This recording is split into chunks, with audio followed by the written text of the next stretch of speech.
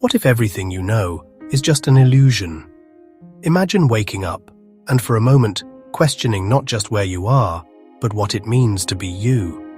Philosophers like Plato and Descartes wondered if reality is just a shadow, a dream, or a story our mind tells itself. Have you ever felt, even briefly, that your life might be a play and you've forgotten your lines?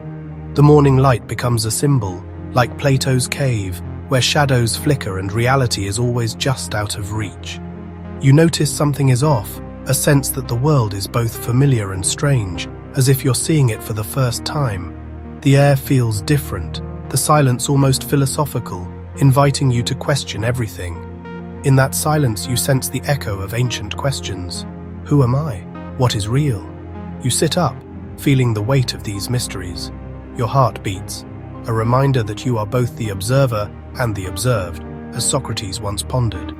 Was your dream more real than this moment? Descartes asked if we can ever truly trust our senses.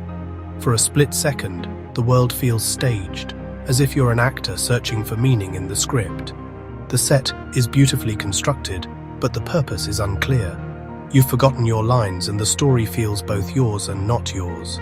This fleeting confusion is universal, a crack in the surface of reality that lets the light of wonder in. It's a glimpse behind the curtain, a moment when you see the world as a mystery to be explored.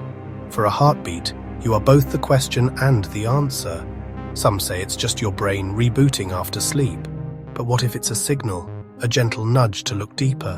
What if these glitches are clues, inviting us to question the nature of our own existence?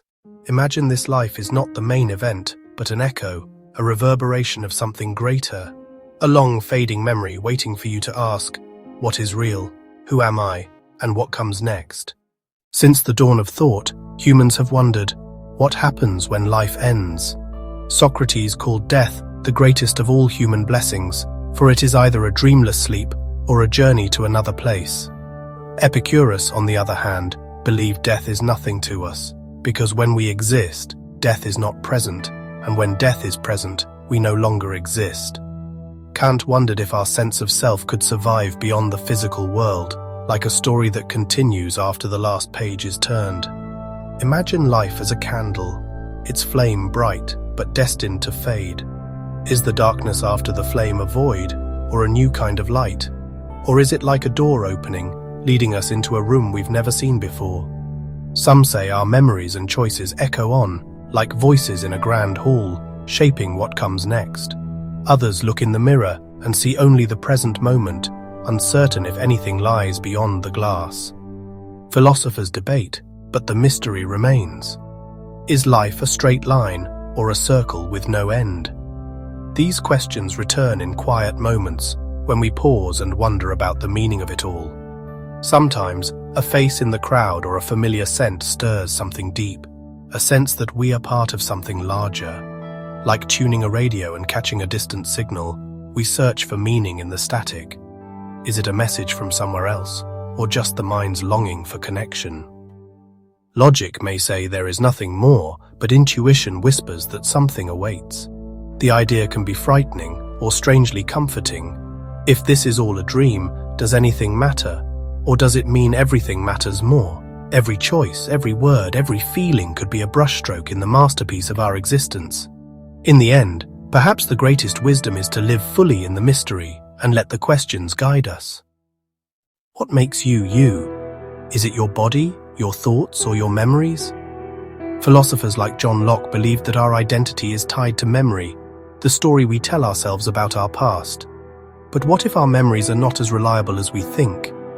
David Hume argued that memory is just a bundle of impressions, fleeting, changing, and sometimes false. Think about a childhood memory. Can you picture it clearly, or does it feel like a faded photograph? Sometimes we fill in the gaps without even realizing it. Friedrich Nietzsche wondered if we are trapped by our memories, unable to escape the stories we repeat to ourselves. Yet, memories are not just facts. They are feelings, colors, and echoes that shape how we see ourselves and the world. Sometimes, a scent or a song can bring back a moment so vividly it feels more real than the present. But if our memories can change, what does that mean for who we are? Are we the same person we were 10 years ago? Or have we become someone new?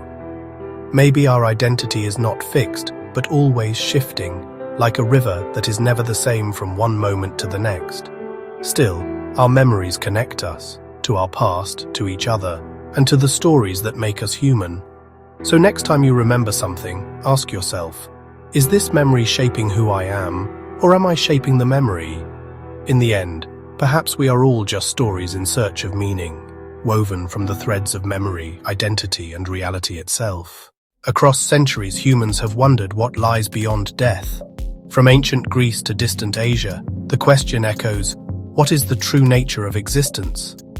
Philosophers, spiritual teachers, and storytellers have all tried to lift the veil. Their stories shape how we imagine the afterlife and our place in the universe. Plato, for example, told of prisoners chained in a cave, mistaking shadows for reality. Only by turning toward the light could they glimpse the truth beyond illusion. In Buddhist philosophy, life and death are seen as cycles, endless rebirths shaped by our actions and perceptions, like actors moving from one stage to another. Both traditions ask us to question what is real. Are we seeing the world as it is, or only as our minds allow? Modern thinkers, too, wonder if our lives are stories written by consciousness, like books in a vast cosmic library. What if each choice we make is a path that branches, creating new worlds with every decision? Science joins the conversation too. Quantum physics suggests that the observer shapes reality, blurring the line between mind and world. In the end, we are all architects of afterlife, building meaning from shadows, stories, and the endless search for what lies beyond. Our questions remain, echoing through caves, libraries, and the cosmos, inviting us to wonder and to seek. We all face moments when we wonder, what is the point of it all? Philosophers like Sartre and Camus ask the same question, urging us to confront the absurdity of existence and choose our own meaning. If this world is an echo, as some suggest, then our freedom lies in how we respond. Existentialists remind us we are the authors of our own story, even when the script feels uncertain. So, how do we live with purpose? By embracing our choices and accepting responsibility for them, even when life feels unpredictable. Camus wrote that in the face of uncertainty, we can still find joy by living authentically and by caring for others. Meaning isn't handed to us. It's something we create, moment by moment, through our actions and our relationships. Even when the world feels chaotic, we can choose to notice beauty, to savor joy, and to learn from pain. The existentialists teach us that purpose is not a destination, but a practice, an ongoing act of attention and courage. When we reflect on our lives, we see that every encounter, every joy and sorrow, shapes the meaning we give to our story. If life is a rerun, as some say, let's watch it with new eyes, open to wonder, gratitude, and growth. We can savor the moments of happiness, not fearing their end, but appreciating their presence. We can face pain with honesty, knowing it too is part of what makes us human. This is the challenge and the gift of existence, to live with awareness, to choose meaning, and to connect deeply with others. In the end, it's not about having all the answers, but about living the questions, bravely and together.